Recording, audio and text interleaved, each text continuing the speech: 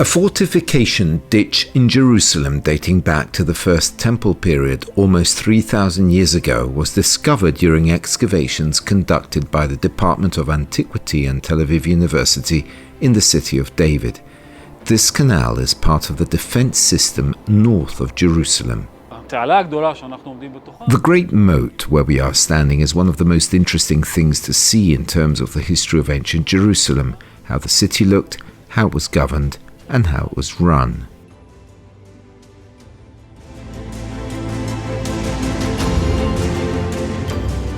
This canal is 9 meters deep, 30 meters wide and 70 meters long. On both sides there are rock pillars that cannot be climbed. It divided the lower part of the city, where most of the population lived, and the upper part where the administrative center and the temple, the royal palace and the residence of the rich were located. Until today, we did not know that there was a wall surrounding Jerusalem built in the 9th century BC. The walls we know of, parts of which were recently discovered, are dated slightly afterwards back to the 8th century BC. Archaeologist Yavta Shalev of the Department of Antiquities said the defense system of Jerusalem at that time was based on the Kidron Valley from the east and the Triopian Valley from west to north. This discovery, the Triopian, changes the way we know Jerusalem and therefore how we considered ancient Jerusalem, which we understood as a residential area without discontinuity.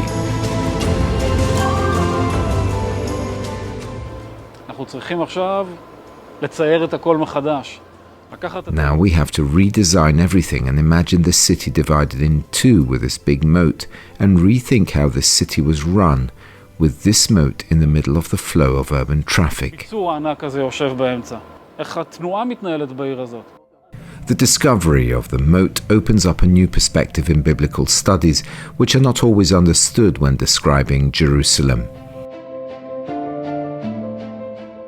Thanks to this discovery, it is possible to return to the biblical text with a fresh look and try again to understand what the writers meant when they described the image of Jerusalem.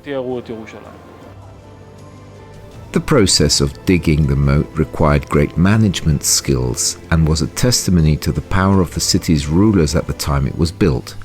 For example, the first book of Kings mentions an event like this of King Solomon. Solomon built the walls.